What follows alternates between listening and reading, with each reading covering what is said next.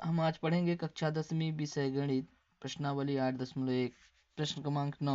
त्रिभुज एबीसी में जिसका कोण बी समकोण है यदि tan ए बराबर आपको दिया है 1/3 तो निम्नलिखित के मान ज्ञात कीजिए। पहला है sin a cos c धन cos a sin c। दूसरा है cos a cos c ऋण sin a sin c। यही हमें मान ज्ञात करना है। तो हमें दिया है तो हम लिख देंगे। यहाँ देख लेते हैं tan बराबर दिया है tan बराबर 1/3। तो हम लिख सकते हैं tan बराबर 1/3।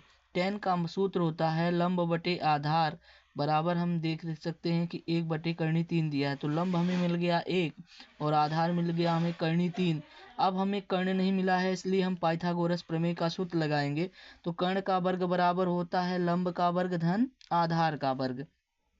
तो कर्ण नहीं दिया इसलिए कर्ण को फिर से लिख लिए बराबर लंब। हम देख सकते हैं कि लंब हमें मिला है 1 तो 1 लिख दिए और वर्ग लगा है तो वर्ग धन आधार का हम देख सकते हैं आधार दिया है 3 तो हम 3 का वर्ग लिख दिए। अब हम फिर से लिखते हैं कर्ण का वर्ग बराबर 1 का वर्ग करेंगे तो 1 आएगा। 3 का वर्ग कर दिए तो 3 आया गया।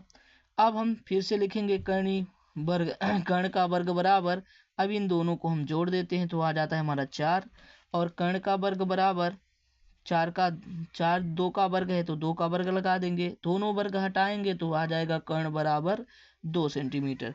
तो हम फिलहाल न्यून कोण ए की बात किया है इसलिए ये हमारा आधार जो है तो 3 हो जाएगा। लंब हमारा हो जाएगा 1 और कर्ण हमें मिल गया 2। अब हम इन भुजाओं से इनके मान को जांच करेंगे। तो पहला प्रश्न है sin a cos c धन cos a sin c। तो हम देख तो रहे हैं कि sin a दिया है मगर एक ही मान यहाँ पे sin c दिया है तो कोण बदल गए हैं इसलिए इनके जो भुजाएं हैं उनकी उसके मान जो है मान भी बदलेंगे। तो हम देख सकते हैं कि sin a होता है लंब बटे कर्ण मगर a के लिए ये न्यून कोण है इसलिए लंब 1 और कर्ण 3 मतलब लंब बटे कर्ण। तो यहाँ पे सॉरी तो sin a बराबर होगा लंब बटे कर्ण तो लंब हमारा 1 और कर्ण हमारा 2 तो हम लिख सकते हैं 1/2 और इनके बीच में गुणे का चिन्ह है इसलिए गुणे का चिन्ह लगाएंगे। cos c दिया है तो cos c मतलब न्यून कोण c की बात कर रहा है इसलिए एक आधार बनेगा और कर्ण वही रहेगा तो हम लिख सकते हैं 1/2 धन अब दिया है cos a तो cos a तो होता है आधार बटे कर्ण तो आधार हमारा 3 हो जाएगा इस बार और ये हो जाएगा कर्ण हमारा 2। 3 इसलिए हो गया क्योंकि इसका न्यून कोण a की बात किया है इसलिए इसके लिए आधार ये और कर्ण ये तो 2 गुणे। इसी तरह से cos c की बात किया है तो cos c मतलब sin c की बात किया है तो sin c का होता क्या है कि ये न्यून कोण हो जाएगा तो ये आधार हो जाएगा तो 3 इसके लिए अब लंब हो जाएगा तो 3 लंब और बटे कर्ण। अब हम दोनों को हल करते हैं गुणा करते हैं तो 1 1 कम 1 2 दूनी 4 धन इसका करेंगे करनी का करेंगे तो 3 आ जाएगा और 2 का 2 नीचे करेंगे तो 2 दूनी 4 आ जाए।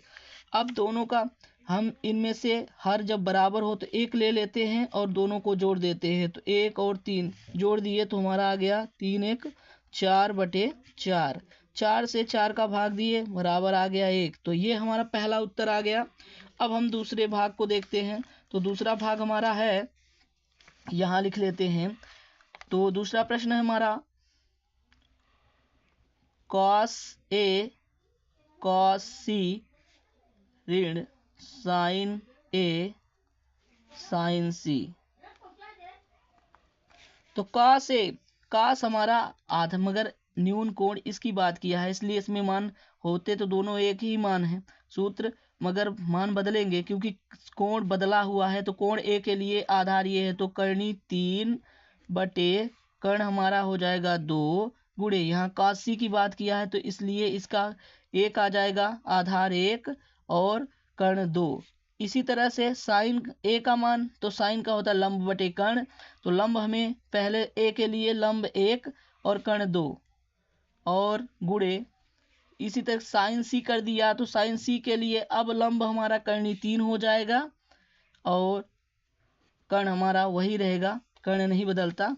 तो हम क्या कर सकते हैं कि कर्णी में 1 का गुणा करेंगे तो कर्णी 3 ही रहेगा, 2 का 2 से गुणा करेंगे 4 आएगा, ऋण कर्णी 1 का गुणा कर्णी से करेंगे तो 1 का तो कर्णी 3 आएगा, 2 का करेंगे 2 दूनी 4 आएगा। दोनों के हर बराबर हो गए तो एक हर ले लेंगे तो 4 आएगा, दोनों में से एक 4 ले लिए और कर्णी 3 में कर्णी 3 को घटा दिए। जब कर्णी 3 में 3 को घटाएंगे तो आ जाएगा हमारा 0, तो हम लिख देते हैं 0/4 और 0/4 में भाग देंगे तो आ जाएगा 0।